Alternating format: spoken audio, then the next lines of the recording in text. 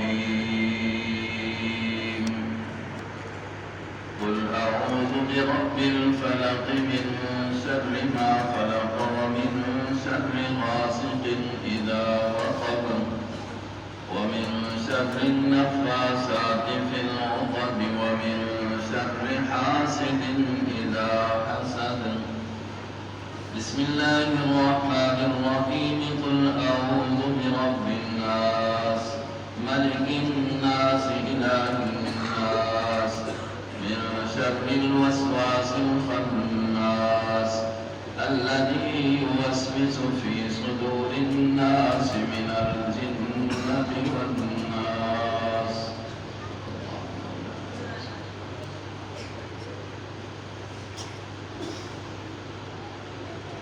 قرآن کریم کی آخری دو صورتیں جن کی ابھی میں نے تلاوت کی ہے، قرآن جس ترتیب سے مرتب ہے اس کے لحاظ سے یہ آخری صورتیں ہیں، اور انہی پر آپ کے ہاں جو درس قرآن آپ کی جامع مسجد ابو بکر میں ہمارے بھائی حضرت مولانا ضیاء الرحمن صاحب صبح کے وقت اذان کے بعد نماز سے پہلے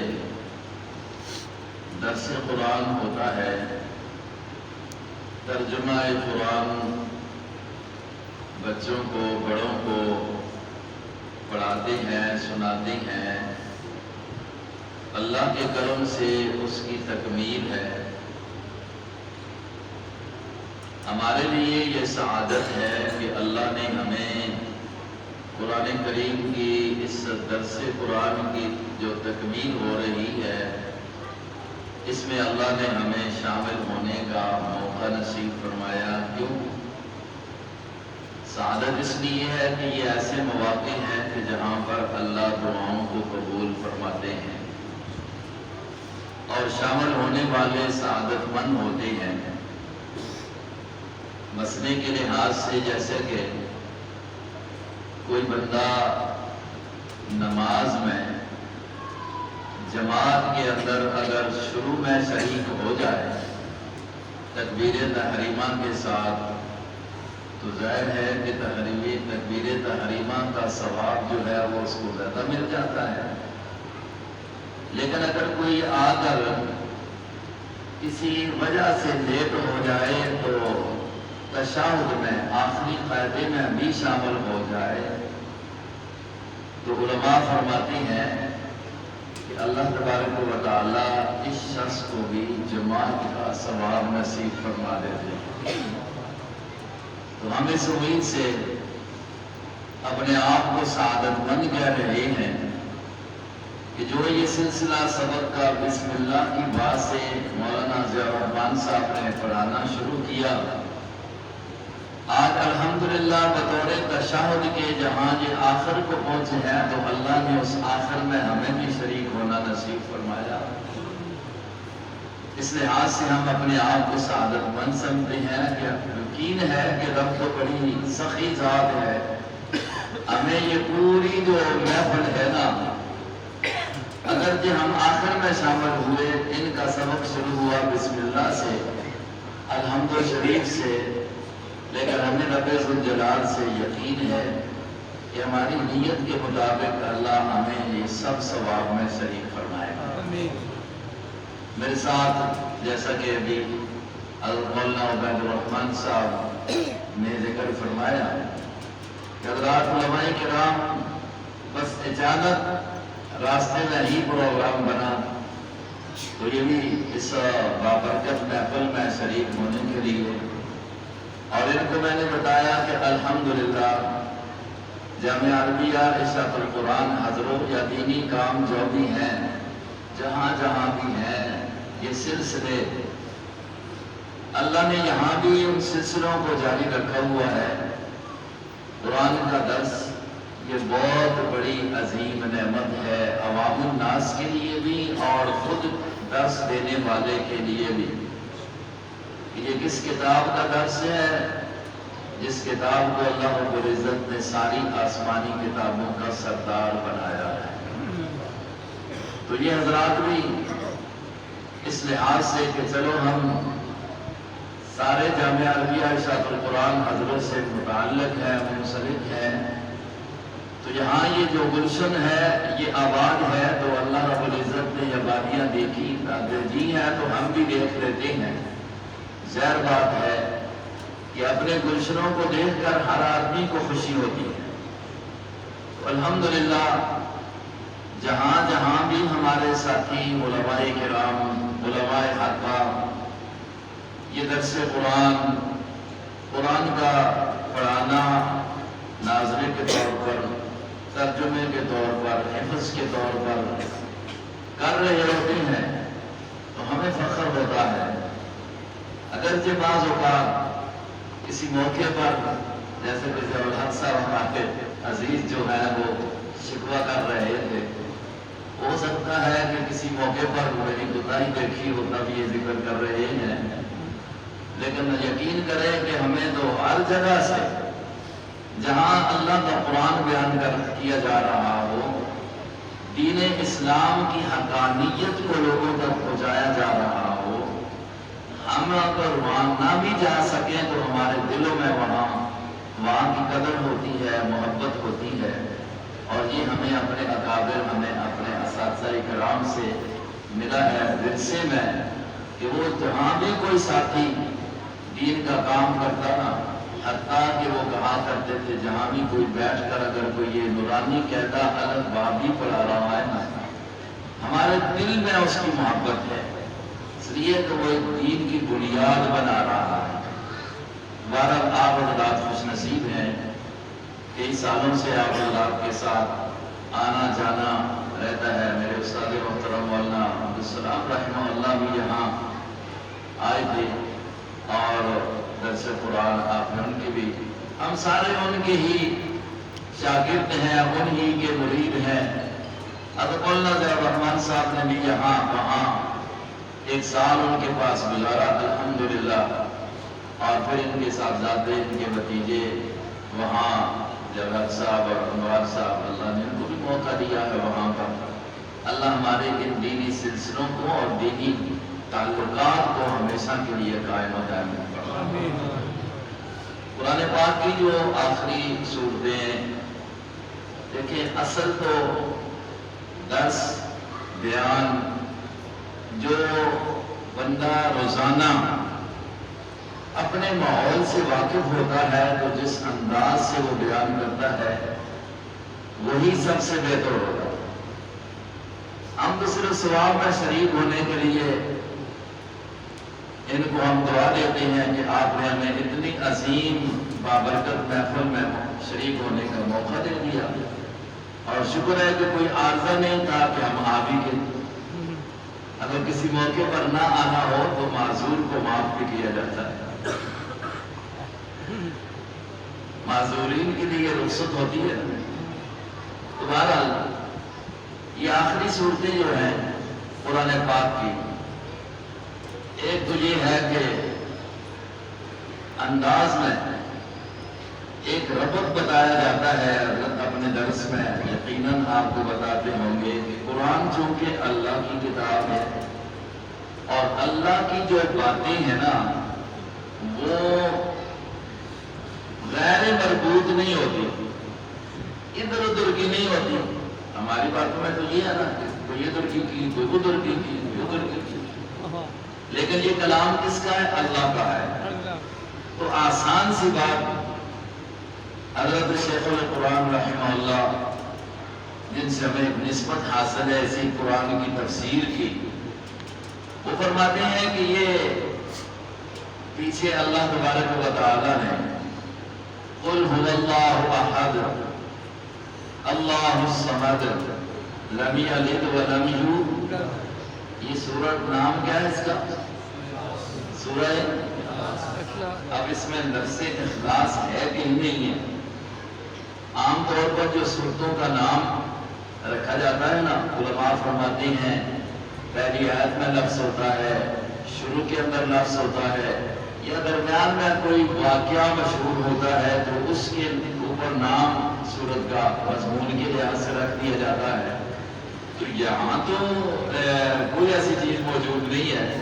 تو الاخلاص، آپ اور میں اخلاص کا معنی تو سنتے رہتے ہیں نا کہ بھائی آدمی کو ہر کام کرنے میں اخلاص ہونا چاہیے، نیت خالص ہونی چاہیے. تو یہاں پر اخلاص کا جو عنوان دے دیا اس سورت کو کہ یہ سورت اخلاص ہے، تو اس کا مطلب یہ ہے کہ اس میں اللہ نے خالص توحید بیان کی ہے، خالص توحید بیان کی ہے. اور آپ نے یہ بھی سنا ہوگا کہ اس سورت کے بارے میں جناب نبی اکرم صلی اللہ علیہ وسلم نے ارشاد فرمایا کہ سورہ الاخلاص جو ہے یہ ثلث قرآن ہے، قرآن کا ثلث ہے. اس پر علماء کی بڑی آراء تفاسیر موجود ہیں کہ معنی اس کا یہ کیا ہے. تو آسان سا معنی اس کا یہ ہے، ثلث قرآن ہونے کا معنی یہ ہے ایک کہ بھائی جتنا پورا قرآن پڑھنے کا ثواب ہے، ایک مرتبہ اس سورت کو پڑھ لیا جائے تو قرآن کی جتنا پورے کا ثواب ہے اتنا اللہ رب العزت اس کا ثلث اس ایک کے پڑھنے پر عطا کر دیتے. اور اگر اس کو 3 مرتبہ پڑھ لیا جائے تو کل قرآن کا جتنا پڑھنے کا ثواب ہے اللہ اس کے 3 مرتبہ پڑھنے پر کل قرآن کے پڑھنے کا ثواب عطا کر دیتے. یہ ثلث قرآن ہے. اب دیکھیں شریعت کتنی آسان ہے. کچھ ہم لوگ رسومات میں رواجات میں پھنسے ہوتے ہیں نا، تو یہ ختم قرآن کا بھی رواج ہے. ضرور حضرت نے آپ کو بتایا ہوگا اور آپ سنتے بھی رہتے ہیں، شروع کا ماحول کچھ اور تھا، ہم نے بھی دیکھا. لیکن دیکھیں نبی علیہ السلام نے تو آسان سی بات بتلا دی. آپ کو حشر کرنے کی ضرورت نہیں ہے. آپ کے پاس اگر وقت نہیں ہے اور آپ چاہتے ہیں کہ میں کل قرآن کا ثواب تھوڑے سے وقت میں حاصل کر لوں، تو آپ 3 مرتبہ سورہ اخلاص کو پڑھیں. کتنا وقت لگے گا؟ 1 منٹ بھی نہیں لگے گا جی، 1 منٹ. چلو 3 منٹ لگا دو پورے قرآن کا ثواب میں. آپ یہ چاہتے ہیں کہ میں یہ ثواب حاصل کر کر اپنے ابا جی، اپنے دادا جی، اپنے پردادا جی، اپنے استاد کو، اپنی والدہ کو جو دنیا سے جا چکے ہیں، پورے قرآن کا ثواب کی سال کروں. آپ کی یہ چاہت ہے. لیکن آپ چاہتے ہیں کہ میں یہ کام کروں گا، اس پر مہینہ لگے گا، 2 مہینے لگ جائیں گے، چلو 2 سپارے پڑھوں گا، 15 دن لگ جائیں گے. وہ بھی کرنا چاہیے جتنا ہو سکے.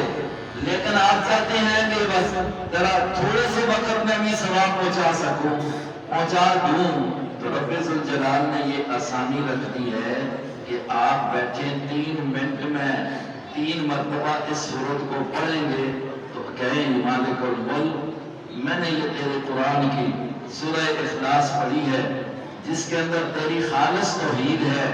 مالک الملک اس کو قبول فرما کے تو نے جتنا قرآن کا ثواب عطا کرنا ہے میرے فلاں کو ثواب عطا کر دے. تو کوئی وقت زیادہ لگا نہیں. ان رب نے کتنی آسانی کر دی. تو ایک تو معنی اس کا یہ ہوا کہ یہ ثلث قرآن، یعنی قرآن کا 1/3 ہے، 1 ثلث. دوسرا مطلب اس کا یہ ہے کہ اس کا قرآن کا 1/3 ہونا یہ ہے، مرکزی طور پر قرآن پاک کے اندر اصولی طور پر ایمانیات میں 3 چیزوں کا بیان ہے. ایک ہے اللہ کی توحید، نمبر 2 انبیاء کی رسالت، نمبر 3 ہے قیامت. کتنی چیزیں ہیں؟ قرآن پاک کے مضامین میں عقائد کے لحاظ سے، ایمانیات کے لحاظ سے پہلی بات سارے کہتے سب کو کہنا چاہتے ہیں، تو آپ نے سن لیا، سنتے بھی رہتے ہیں. ایک ہے اللہ کی کل قرآن جو ہے نا، اس بات کو بڑے زور دے کر بیان کرتا ہے کہ اللہ رب العزت کی ذات کو کیا مانو، وحدہ لا شریک۔ لا شریک۔ دوسرے نمبر پر انبیاء علیہ السلام کی رسالت، تیسرے نمبر پر قیامت۔ یہ تین باتیں قرآن عقائد کے لحاظ سے، ایمانیات کے لحاظ سے بتاتا ہے، ان پر ایمان لانا ضروری ہے۔ توحید باری تعالیٰ میں بھی ایمان کے اندر کمزوری ہو تو ایمان بنتا نہیں، رسالت میں بھی کمزوری ہو تو ایمان بنتا نہیں، قیامت کے مسئلے میں بھی شک شبہ ہو تو ایمان بنتا نہیں۔ تو تین چیزیں بیان ہیں، اور سورہ الاخلاص میں اللہ نے مسئلہ توحید کو خالص کر کے بیان کیا ہے، تو پھر یہ قرآن کا کیا ہوگا، تیسرا حصہ ہو گیا مضمون کے لحاظ سے۔ اس لحاظ سے اب جو میں بات کہنے لگا تھا اپنے شیخ القرآن مولانا غلام اللہ خان نور اللہ مرتضی کی، انہوں نے اپنے استاد سے اور ان کی بات ہمارے استادوں نے جو ہمیں بتائی ہے، وہ فرمایا کرتے تھے کہ اے سونیا، اے رب بیان کرتے ہیں، فرمایا کرتے تھے اے سونیا، اور یہ الفاظ تقریباً حضرت مولانا صابر رحمہ اللہ بھی ذکر کیا کرتے تھے پڑھاتے وقت۔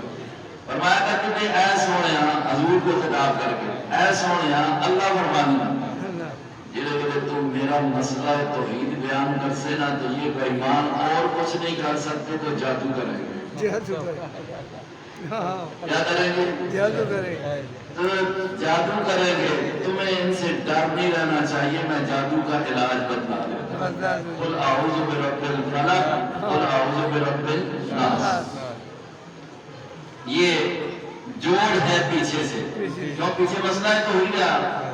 قل هو اللہ اللہ لم یلد ولم یولد، خالص توحید ہے کہ وہ ایک ہے، وہ یکتا ہے، بے نیاز ہے۔ بے نیاز کا معنی الصمد، بے نیاز ہے یعنی سب اس کی طرف حاجت مند ہے، وہ کسی کا حاجت مند نہیں ہے۔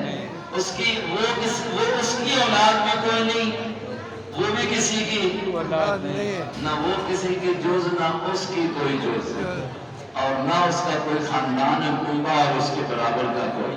تو جب اتنی کھل کر اور اتنی واضحی جب توحید بیان ہوگی نا، تو یہودیت بھی تڑپے گی، عیسائیت بھی تڑپے گی، مشرکین مکہ بھی تڑپے گا۔ اس لیے جب کہے نا کہ وہ بے نیاز ہے، وہ کسی کا محتاج ہے، سارے اس کے محتاج ہیں، اور جب کہہ دیا کہ اس کی کوئی اولاد نہیں، تو یہودیوں کو بھی تکلیف۔ وہ کہتے ہیں کہ عزیر اللہ کی بیٹی، عیسائیوں کو بھی تکلیف کہ عیسیٰ اللہ کے بیٹی ہیں، اور مشرکین مکہ کو بھی تکلیف ہوگی کہ وہ کہتے ہیں فرشتے اللہ کی بیٹیاں ہیں۔ تو کیسی توحید مضبوطی کے ساتھ بیان کی وقت نہیں ہے۔ اس کے لیے اگر شاہ اسماعیل شہید رحمہ اللہ کا نام تو سنا ہوگا، آپ کو تو یقیناً سننا بھی چاہیے، ذہن میں بھی ہونا چاہیے کہ میرے خیال میں وہ اسی علاقے سے ہی گزر کر گئے، اسی علاقے سے ہی گزر کر گئے تھے۔ چھوٹی سی ایک رسالے جیسی کتاب ہے تقویۃ الایمان، وہاں اگر آپ ان کی اس کتاب سے اس سورت کی جو تھوڑی سی تفسیر انہوں نے کی ہے نا بھائی، توحید کے اوپر جو انہوں نے بحث کی ہے، یقین کریں کہ کتنی دنیا کے لوگ جو ہیں اس کو پڑھ کر مسلمان ہوئے ہیں، جنہوں نے ضد نہیں کی، جنہوں نے ضد کی انہوں نے تو اس کے اوپر اعتراض کیا، لیکن حقیقت یہ ہے کہ وہ قرآن پاک کا ترجمہ ہے یا نبی پاک صلی اللہ علیہ وسلم کی حدیث کا ترجمہ ہے۔ بہرحال تو بات آگی نا کہ آخری صورتیں جو اللہ نے نازل کی، تو بات اصل یہ تھی کہ رب کائنات اپنے پیغمبر کو بتا رہے ہیں کہ جب آپ قل هو اللہ احد، میرے سونیا جب میری وحدانیت کا تو بیان کرے گا تو یہ جادو کریں گے، علاج یہ سب، اس کو پڑھ لیا کر انشاءاللہ تیرے اوپر کوئی جادو کا اثر نہیں ہوگا۔ ہمارے لیے بھی یہ سب، ہمارے لیے بھی نبی کریم علیہ السلام کا معمول حدیثوں میں یہ آتا ہے کہ آپ علیہ السلام جب رات کو سوتے تھے، سونے سے پہلے بستر پر آتے ہماری امی عائشہ صدیقہ رضی اللہ عنہا فرماتی ہیں کہ آپ علیہ السلام یہ 2 یا یہ 3 سورتیں پڑھتے اور پڑھ کر اپنے دونوں ہاتھوں پر پھونک مارتے، پھر جہاں تک ہوتا تھا سر سے لے کر پاؤں تک، جہاں تک ہاتھ پہنچتے آپ پورے جسم پر ہاتھوں کو پھیر لیتے۔ تعلیم یہ ہے کہ ان کو سیکھو اور آپ دم کرو، سیکھو اور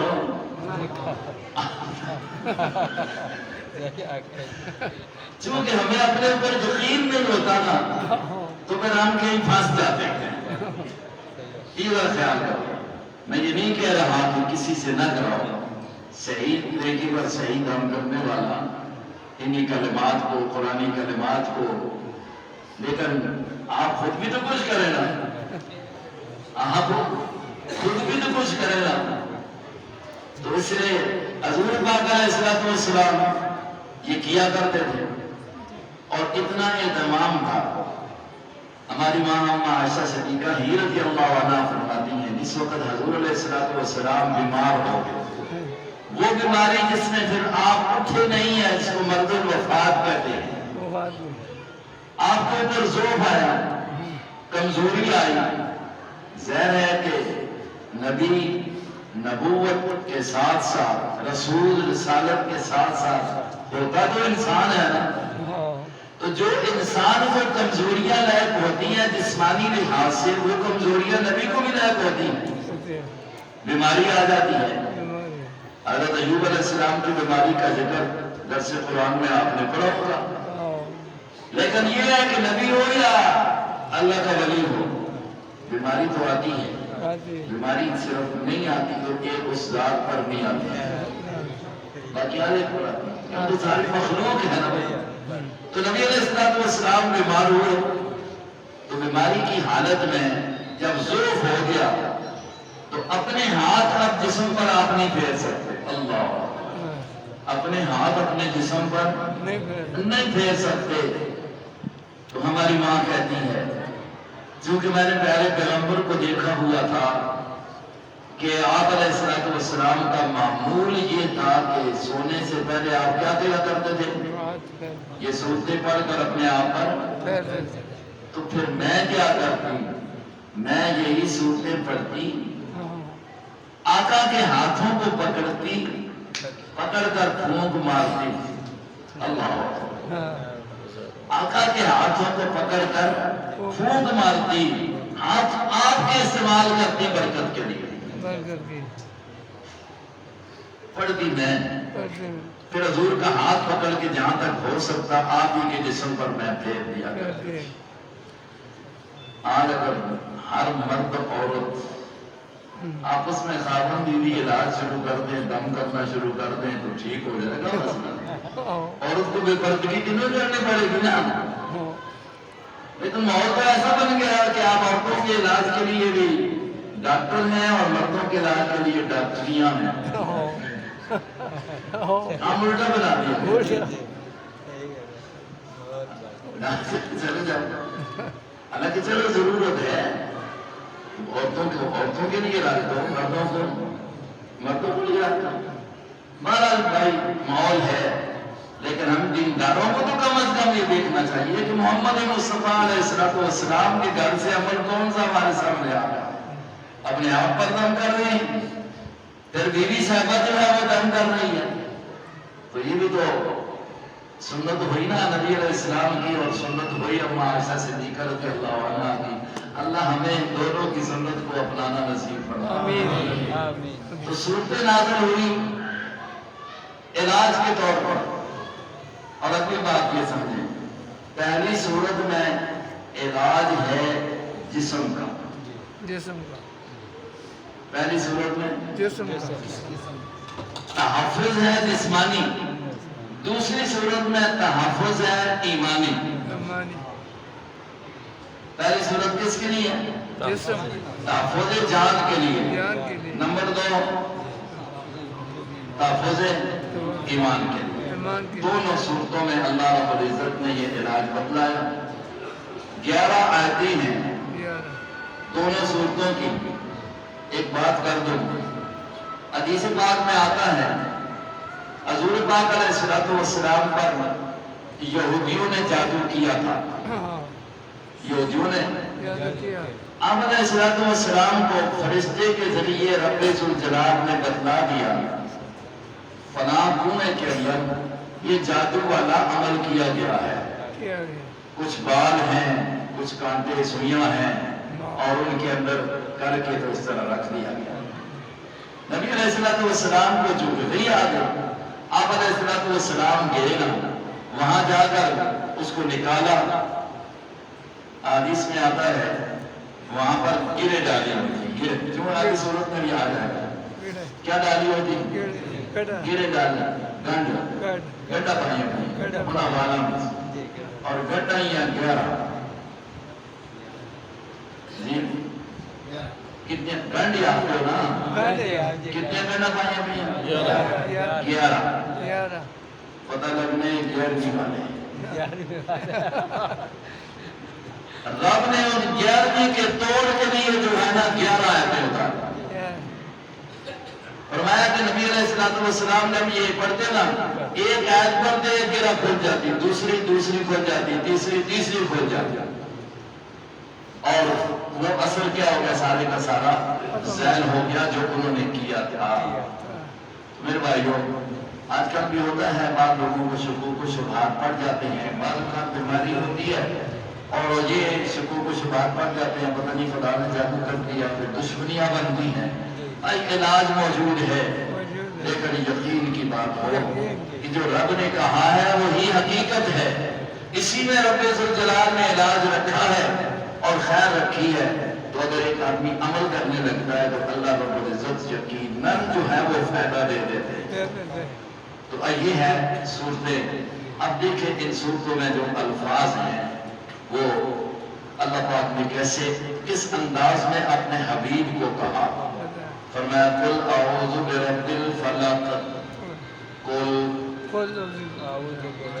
اعوذ برب الفلق میں اپنے استادوں کے لفظوں کا معنی کرتا ہوں تم آنکھ و سویا قل کہہ دیجئے آپ یہ لفظ کہیں اعوذ برب الفلق اعوذ حضور کو کہا گیا ہے اب ہمیں بھی سکھایا اعوذ میں اللہ پناہ میں آتا ہوں کس کی پناہ میں اللہ میں حفاظت چاہتا ہوں کس کی حفاظت برب الفلق رب فلق کی رب کی وہ رب جو الفلق کا رب ہے فلق کس کو کہتے ہیں پھاڑنا چیرنا قرآن سے پوچھا ہے کہ الفلق کیا معنی ہوا تفسیر القرآن بالقرآن جو ہماری الحمدللہ ترتیب جو ہے وہ یہی ہوتی ہے قرآن کی تفسیر سب سے پہلے قرآن سے کرو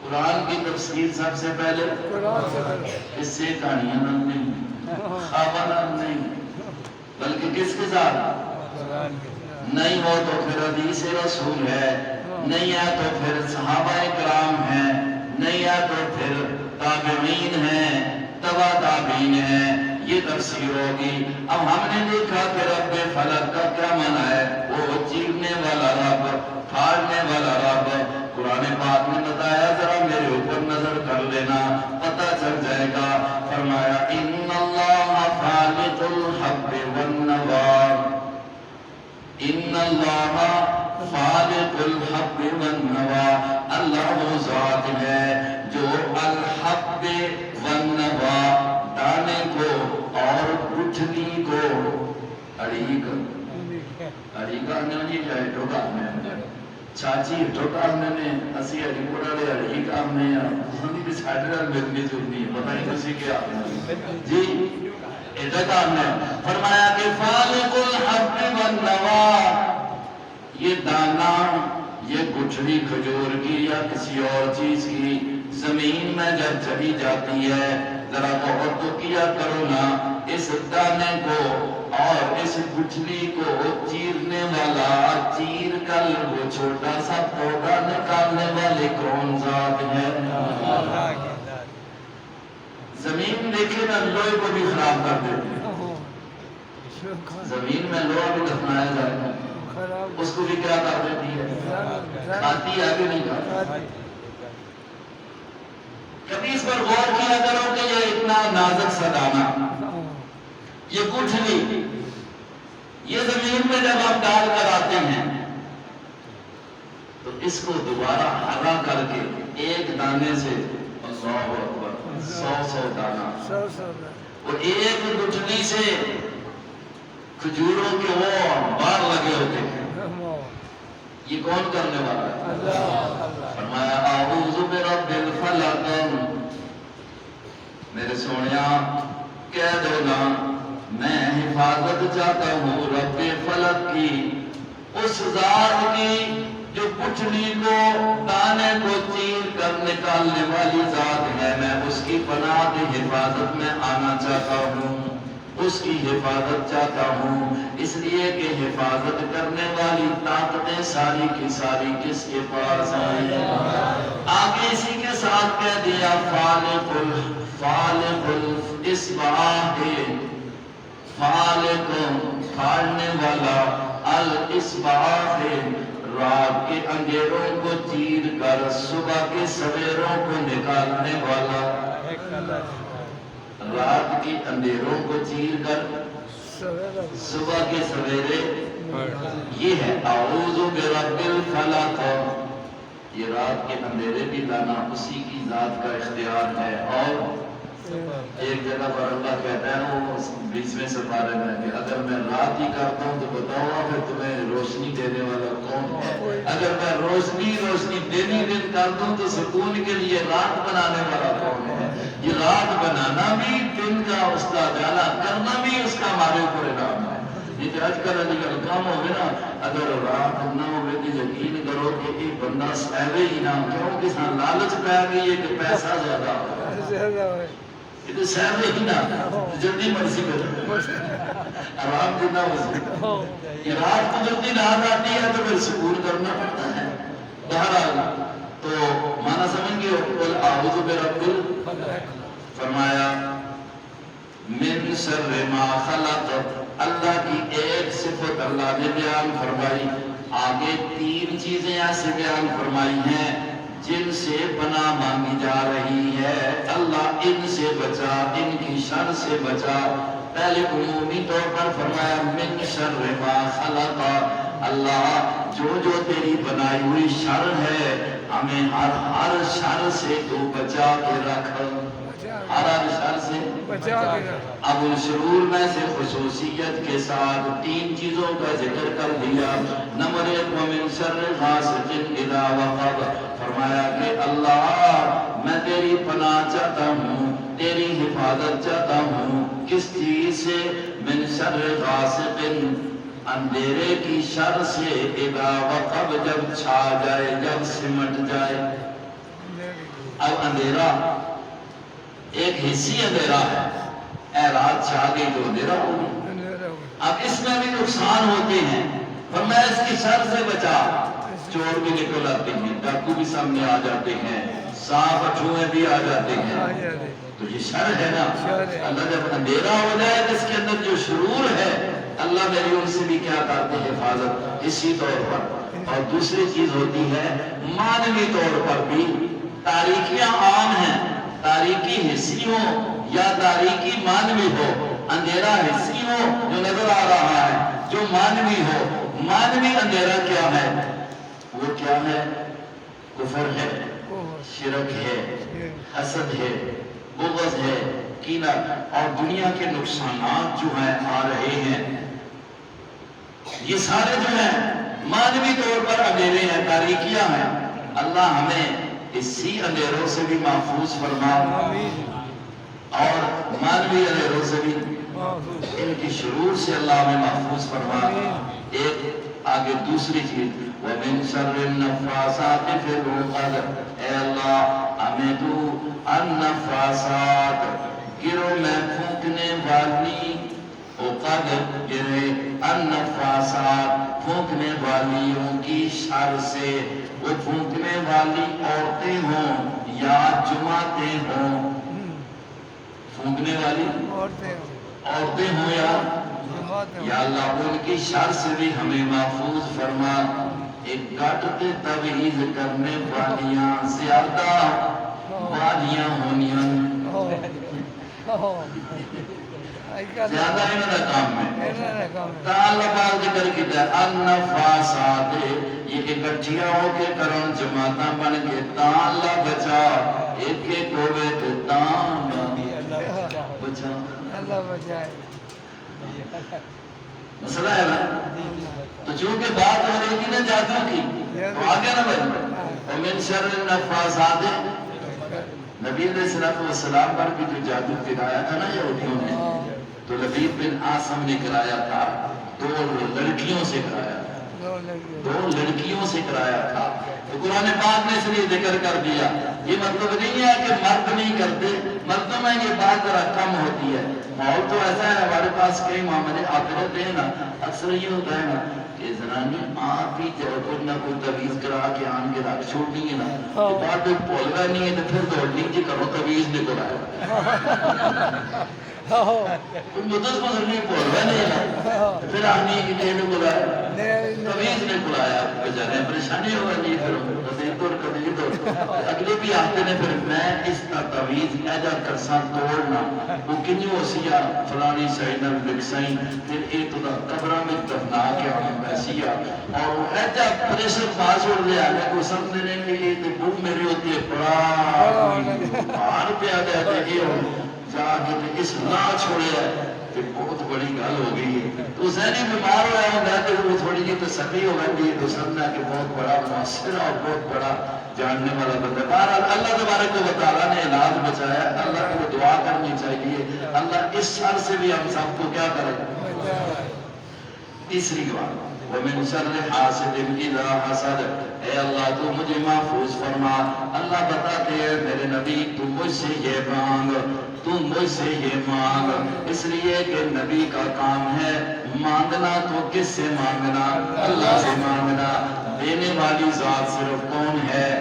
یہ بات شروع سے چلی، قرآن پورے نے یہ سبق بتایا، نبی بھی مانگتا ہے تو کس سے مانگتا ہے؟ جی ہاں، کیونکہ قدرت اس کی ہے نا۔ اے اللہ تو مجھے حسد کرنے والے کی شر سے بھی بچا، جب وہ حسد پر آ جائے۔ حسد کہتے ہیں اس بات کو، میرے پاس آپ نے ایک نعمت دیکھی، ماشاءاللہ یہ پگڑی دیکھی آپ نے، آپ کو یہ حسد آ گیا، ضد آ گئی ہے، اس سے یہ جل جائے میرے پاس آئے، اس سے سر دے کیوں آئی ہے، اس کو ختم ہوئے تو میرے کو آ جائے، ایک یہ حسد ہے۔ لیکن اگر آپ کو یہ ہو جائے گا، یہ آ جائے، یہ پگڑی بڑی اچھی ہے، نبی کی سنت ہے، اللہ نے ان کو عطا کی ہے اور توفیق دی یا بات نہیں کی، اللہ مجھے بھی ایسی پگڑی عطا فرما، ان جیسی عطا فرما، ان سے بھی اعلیٰ عطا فرما، ان کو کوئی اور اچھی عطا فرما۔ یہ بہت اچھی چیز ہے، یہ حسد نہیں ہے۔ اس طرح کرو تو یہ اچھی ہے، اس کو میں اپنی زبان میں تو بھی زبان نہیں ہو سی، اچھا کاماں میں ریس کرنا، اچھے کاماں میں ریس چنگی شہر ہے، حسد کیا حسد صرف سڑنا ہی ہے، اور اس کو کیا ہو، اس کو کیا ہو، نہ کچھ بھی نہیں، سڑ سی بعد اوقات سڑنا جڑا ہے دوسرے نقصان دے چھوڑنا ہے۔ اس واسطے فرمایا کہ اللہ اس شر سے بھی ہمیں کیا کرنا، یہ ہوگی پہلی صورت۔ اس میں سارا علاج کس کا ہے بھائی؟ جسم کا۔ تحفظ کس کا ہے؟ جسم کا۔ اب آیا ایمان۔ میں ایک بات کہا کرتا ہوں، مولانا ظہور صاحب شاید آپ نے کہی ہو، سنی ہو، پڑھی ہو، میرے ذہن میں بات آتی ہے کہ رب ذوالجلال نے پہلے تحفظ بتلایا ہے جسم کا، بعد میں بتایا کس کا؟ ایمان کا علاج بعد میں بتلایا، تحفظ بعد میں بتلایا۔ کیوں؟ جسم ہوگا تو ایمان ہوگا، جب جسم ہی نہیں ہے تو ایمان کہاں آئے گا؟ تو رب ذوالجلال نے اس لیے جسم کی تحفظ کو پہلے ذکر کیا کہ ہمیں جسم کی بھی ضرورت ہے، اب جسم کے لیے پھر ایمان کی ضرورت ہے۔ اگر جسم ایمان کے بغیر ہے تو کچھ چیز نہیں ہے۔ یہ تو آگ کا ایندھن ہے، یہ تو قبر میں جائے گا تو سانپوں اور کیڑوں کی خوراک بن کے رہ جائے گا۔ لیکن اگر ہم نے اس جسم کا تحفظ بھی دنیا میں کیا اور ساتھ ساتھ ایمان کا تحفظ بھی کیا، اس جسم کو ایمان کے تابع رکھ کر استعمال کیا، تو پھر یہ جسم بڑا اعلیٰ ہے۔ کل اسی جسم نے پھر جنت میں بھی جانا ہے، جنت کی نعمتوں کو بھی استعمال کرنا ہے۔ وہاں پر اللہ رب العزت نے جو انعامات رکھی ہیں، خوشیاں رکھی ہیں، وہ اس جسم کو بھی کیا ہوں گی؟ نصیب ہوں گی۔ اس لیے پہلے جسم کا ذکر اور پھر کس کا ذکر ہے؟ چیزیں دونوں ضروری ہیں، جسم کی بھی حفاظت۔ آج ہم جسم کی حفاظت کرتے ہیں، ذرا بیمار ہو گئے تو علاج ہے، ڈاکٹر ہے، فلاں ہے، فلاں ہے۔ بھائی دیکھا کرے کہ ایمان کی بھی کوئی کمزوری ہوگی، اس کو بھی کوئی بیماری تو نہیں لگ گئی۔ نماز کی طرف توجہ نہیں ہو رہی ہے، دکان پر بیٹھا ہوا ہے، اپنی زمین میں بیٹھا ہوا ہے، اذان ہو رہی ہے، تو اگر اس کو ایمان نماز کی طرف نہیں لاتا تو سمجھے ایمان بیمار ہے، ایمان کمزور ہے۔ صحابہ کرام کا ایمان تھا نا، اللہ اکبر۔ مدینہ منورہ میں دو آدمی تھے، حدیث میں آتا ہے، ایک جو تھا نا تجارت کیا کرتا تھا، ایمان کی مضبوطی کی بات آ رہی ہے، ایک وہ تجارت کرتا تھا، تول ناپ تول کرتا، اور ایک جو تھا وہ لوہار کا کام کرتا تھا، لوہے کو نرم کرتا تھا۔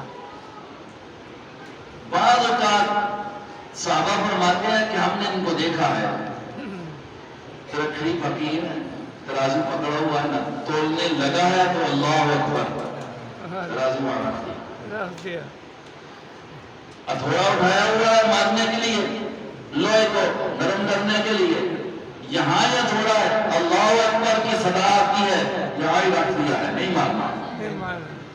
یہ ہے ایمان کی مضبوطی۔ تو اس کا ایمان کو مضبوط بھی بنانا ہے تو اس کا پتہ چلے گا کہ ایمان کتنا ہمارا مضبوط ہے، کہ ہمیں ایمان ہمارا نماز کے لیے لاتا ہے کہ نہیں لاتا۔ ہمارا ایمان ہمیں زکوٰۃ کے حکم کو پورا کرنے کے لیے ابھارتا ہے کہ نہیں ابھارتا۔ ہمارا ایمان ہمارا حج فرض ہو گیا ہے، زکوٰۃ فرض ہو گئی ہے، تو ادا کرنے پر وہ ہمیں مجبور کرتا ہے کہ نہیں کرتا۔ اگر کرتا ہے تو پھر ایمان ہمارا صحیح ہے، مضبوط ہے، کمزور نہیں ہے۔ اور اگر یہ نہ ہو تو پھر کمزوری تو ہوئی نا بھائی، جسم کی کمزوری کو بھی دور کرنے کی ضرورت ہے، تحفظ کی ضرورت ہے، ایمان کی بھی ضرورت ہے۔ اگلی صورت میں رب کائنات نے ایمان کا تحفظ بتلایا، فرمایا بسم اللہ الرحمن الرحیم، قل اعوذ برب الناس۔ دونوں صورتوں میں رب کا لفظ آیا، شروع قرآن کیا تھا بسم اللہ الرحمن الرحیم، آگے الحمدللہ رب العالمین۔ بات شروع ہی رب سے ہوئی، اختتام بھی کس پر ہو رہا ہے؟ عبد صاحب عبدالقادر صاحب محدث دہلوی نے ایک بڑی بات اچھی لکھی ہے، مجھے قرآن میں حضرت نے پڑھا ہوگا۔ قرآن کی ابتدا ہوتی ہے بسم اللہ کی با سے، بے سے، اور دیکھیں قرآن اختتام ہو رہا ہے والناس کی سین پر۔ حضرت شاہ صاحب نے بڑی عجیب بات لکھی ہے، اور شاہ صاحب وہ بندہ ہے کہ جس نے اس دنیا میں سب سے پہلا قرآن کا اردو ترجمہ لکھا، اس سے پہلے کسی نے اردو میں ترجمہ نہیں کیا۔ اوپر تو یہ مسئلوں میں عام ہوتا ہے، تھوڑا تھوڑا بہت بات آیتوں کے اوپر حاشیہ بھی موجود ہے اور بڑا اچھا ہے، ہونا چاہیے، لیکن ہے پرانی ہندی، اس کو تفسیر کی گئی ہے حضرت شیخ الہند رحمہ اللہ نے۔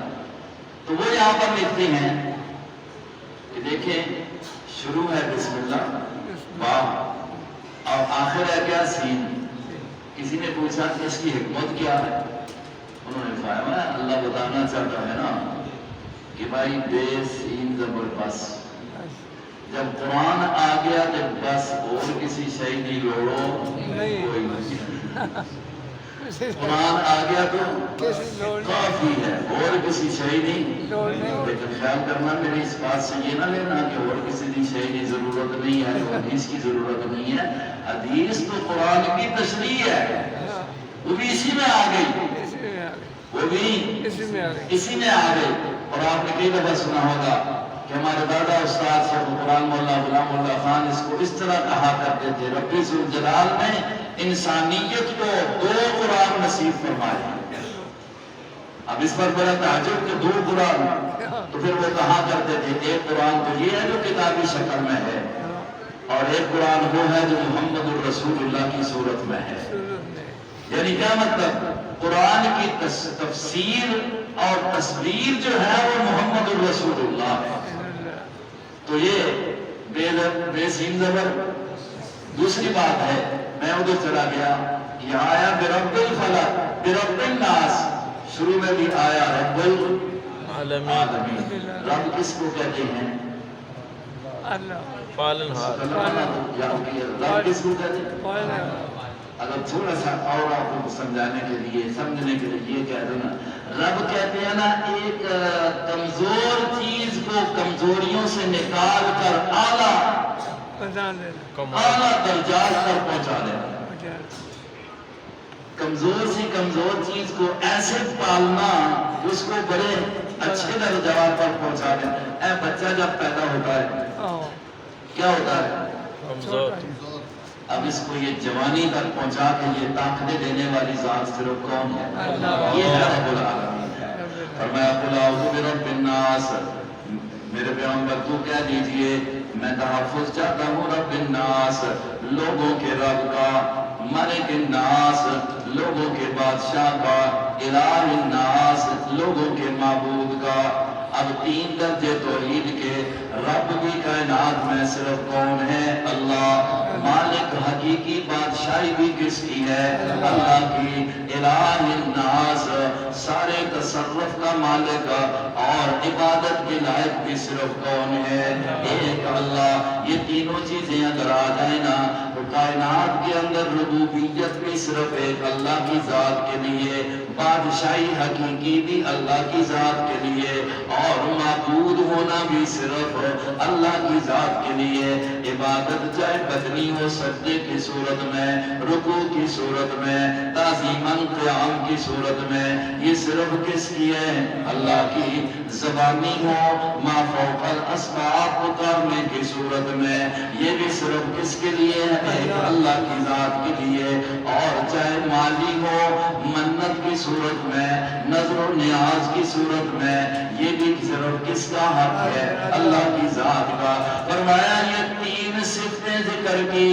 پہلی صورت کے اندر رب کی صفت ایک رب الفلق بیان کی، اور شرور 3 ذکر فرما دی. خاص کر کے مخصوص 3 کو ذکر کر دیا. یہاں پر اللہ رب العزت نے جو شر ہے، جو نقصان دہ چیز ہے وہ ایک ہے، اور رب کی صفات 3 بیان کر دی. علماء کہتے ہیں اس لیے کہ یہاں جو دشمن ہے بڑا مضبوط ہے، اس کے لیے اللہ کی 3 صفات کو ذکر کیا. وہ دشمن کون سا ہے؟ اس سے بچاؤ. من شر الوسواس الخناس.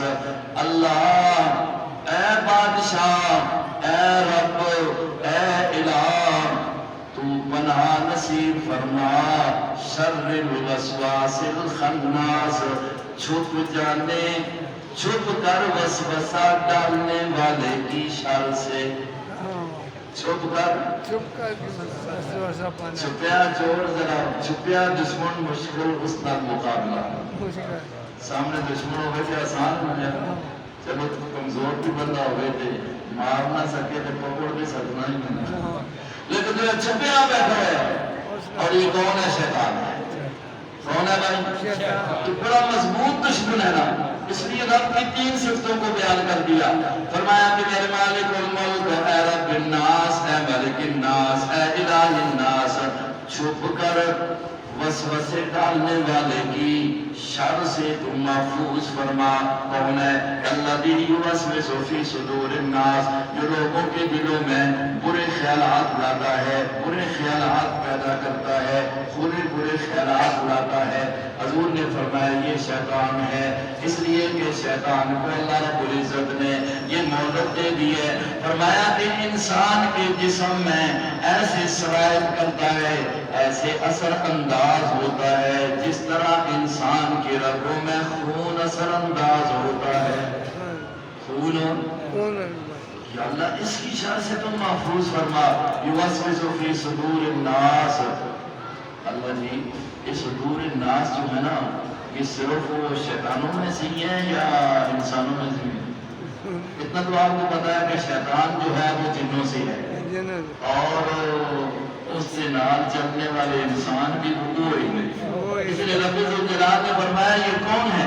من الجنۃ والناس. چاہے وہ سر ڈالنے والے دلوں میں شکوک و شبہات وہ جنوں میں سے ہوں یا اللہ دونوں کی شر سے ہمیں کیا کرا.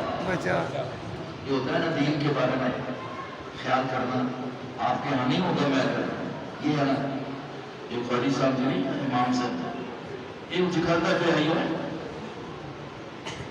ادھر پہ دیکھنا آئی ہوئے یہ کون سا دل میں ڈالتا ہے؟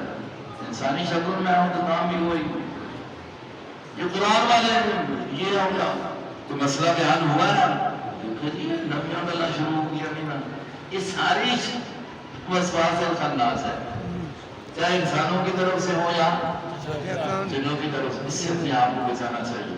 آج علماء نے یہ کہہ دیا ہمارے بھائی مولانا عبدالرحمان صاحب جو ابھی آپ کو عبید الرحمان صاحب وہ فلسطین کا مسئلہ کہہ رہے تھے تو آپ بھی بات کہتے ہیں دیکھو جی یہ مولوی آپ کے آنے میں کہ کون جہاد فرض ہو گیا آپ کے غنی نہیں کرنے آپ کے غنی نہیں کرنے ایسا ہی پہ آنا نہیں سمجھ آئی ہے. یہ بس بسے کون ڈال رہا ہے؟ اگر شیطان جنوں میں سے ہے تب سمجھو کہ وہ شیطان ہے اور اگر کوئی انسان کیونکہ سچ بات ہے حقیقت ہے.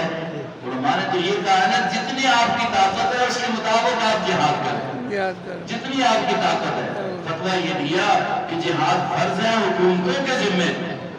عوام الناس ہم جو ہے جو ہم وہ کر سکتے ہیں ہمارا وہ جہاد ہے جو ہمارے بس کے اندر ہے وہ یہ ہے کہ ہم کم از کم بائیکاٹ کریں ان کے لیے دعائیں کریں. اگر کوئی مالی تعاون ہو سکتا ہے تو کرے جو صحیح طریقے سے ان تک پہنچ سکے.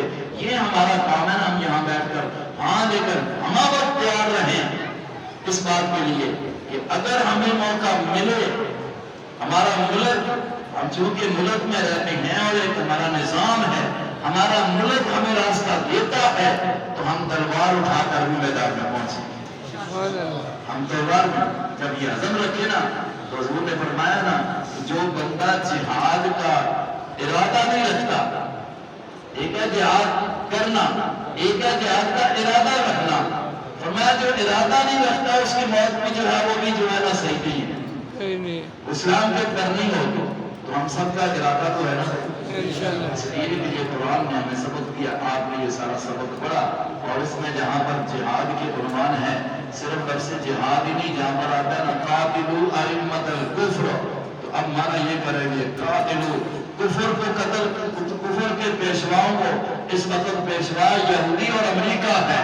اللہ موقع دے گا تو ہم ان کو قتل کریں لیکن ہم اپنی حکومت کو یہ کہتے ہیں آپ کو اللہ نے یہ سب کچھ دیا ہوا ہے.